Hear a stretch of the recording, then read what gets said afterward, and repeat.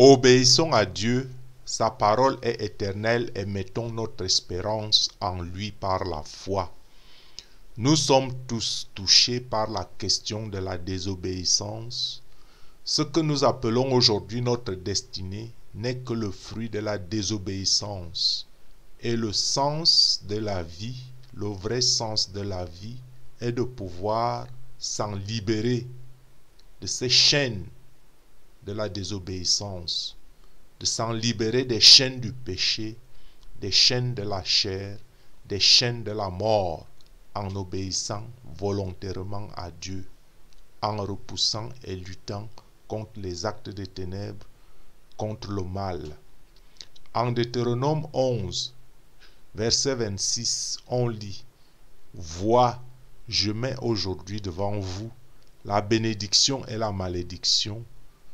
La bénédiction si vous obéissez au commandement de l'Éternel votre Dieu, que je vous prescris en ce jour. La malédiction si vous n'obéissez pas au commandement de l'Éternel votre Dieu, et si vous vous détournez de la voie que je vous prescris en ce jour pour aller auprès d'autres dieux que vous ne connaissez point. Plus loin, en Exode chapitre 19, verset 5, on lit: Maintenant, si vous écoutez ma voix et si vous gardez mon alliance, vous m'appartiendrez entre tous les peuples, car toute la terre est à moi.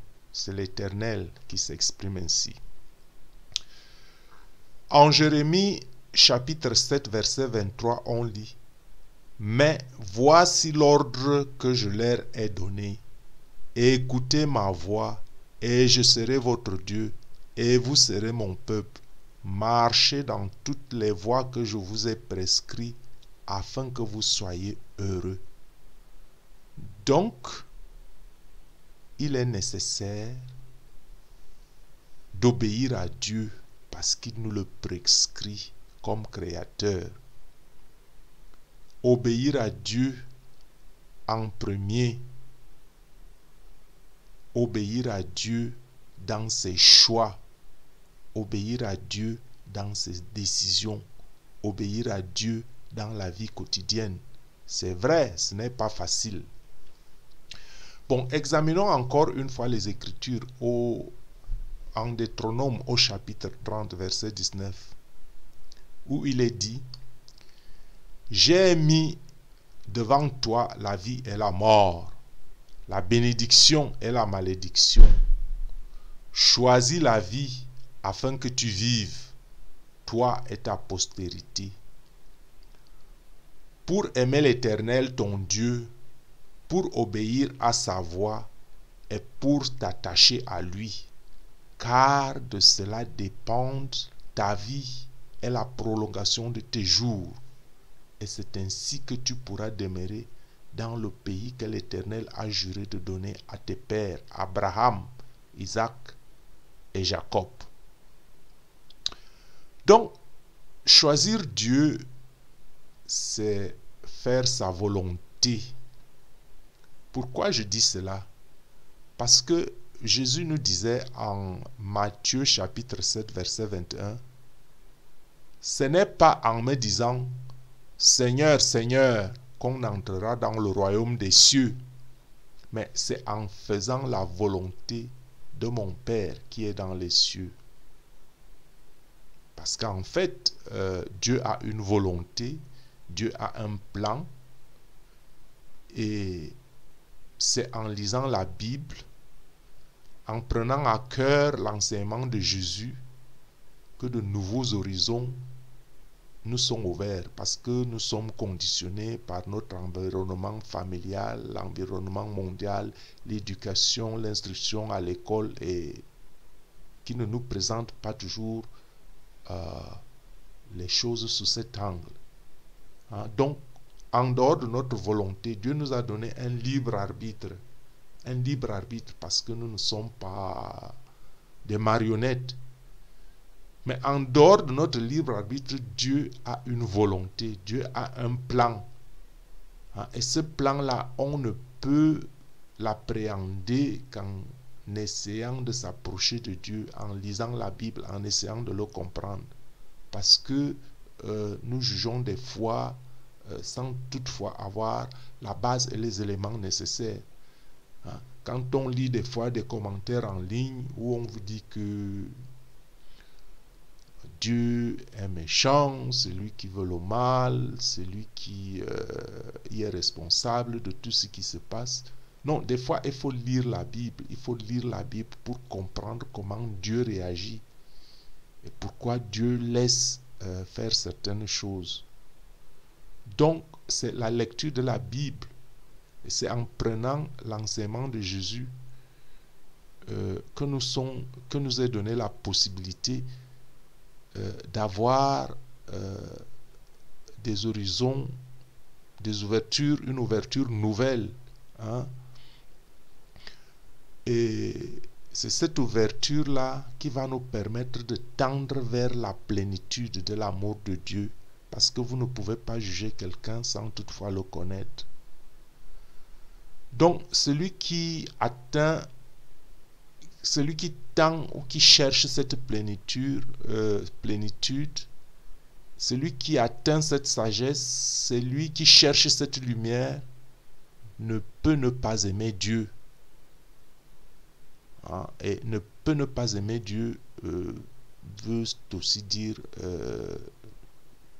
ne peut ne pas l'obéir, le servir et par conséquent mieux le connaître. Croire en lui et lui faire totale confiance en observant ses commandements. Car en fait, la transgression des commandements, c'est le péché. Et l'ascension du péché, c'est la mort.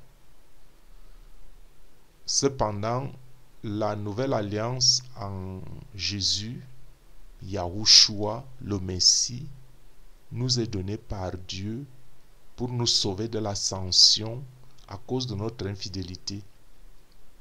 Ainsi, nous avons reçu la grâce de revenir à la vie par Jésus en suivant son enseignement et le chemin tracé par lui, car il est le chemin, la vérité et la vie, et nul ne vient au Père que par lui. En lui était la parole, en Jésus était la parole, et la parole était la vie, et la vie était la lumière des hommes. Et c'est à cette parole que nous devons accorder notre attention, que c'est à cette parole que nous devons obéir. Car la loi a été donnée par Moïse, la grâce et la vérité sont venues par Jésus-Christ. Ce qui veut dire que la loi est perpétuelle et éternelle, parce que Jésus n'est pas venu abolir la loi. La loi est donc perpétuelle et éternelle, et ne vivront que ceux qui l'observent.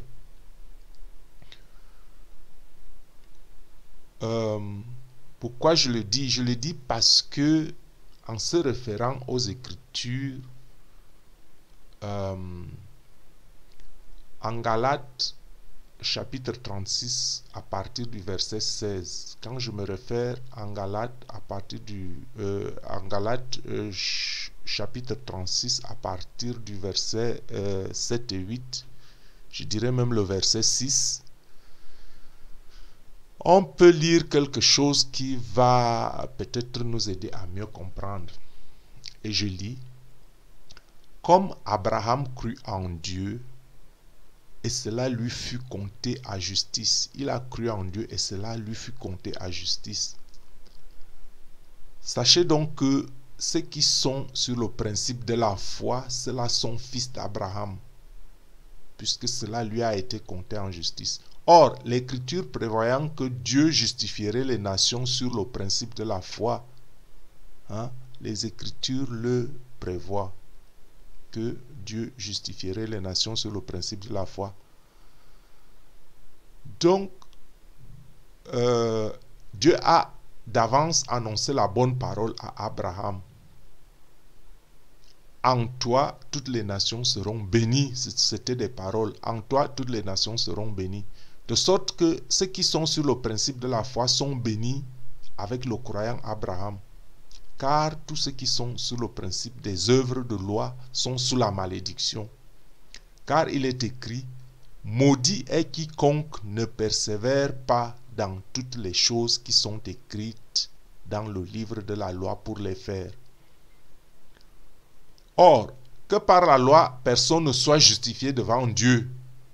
Cela est évident parce que le juste vivra de foi.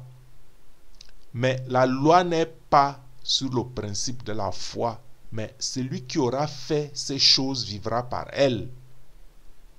La loi n'est pas le principe de la foi, mais celui qui aura fait ces choses vivra par elle. Donc, Christ nous a racheté de la malédiction de la loi, étant devenu malédiction pour nous, car il est aussi écrit, maudit est quiconque est suspendu au bois, afin que la bénédiction d'Abraham parvint aux nations dans le Christ Jésus, afin que nous ressuscitions par la foi l'Esprit promis. Frères, je parle selon l'homme. Personne n'annule une alliance qui est confirmée, même celle d'un homme, ni ajoute. Or, c'est à Abraham que les promesses ont été faites et à sa semence. Il ne dit pas aux semences comme parlant de plusieurs, mais comme parlant d'un seul. Et à ta semence. Et cette semence-là, c'est Jésus-Christ. Donc, comme nous dit Actes chapitre 4, verset 12, il n'y a pas de salut en aucun autre, car il n'y a sous le ciel aucun autre nom qui ait été donné parmi les hommes par lequel nous devrions être sauvés. Donc, acceptez Christ, obéissez à Dieu et tout ira bien pour vous et pour votre descendance. Sois béni.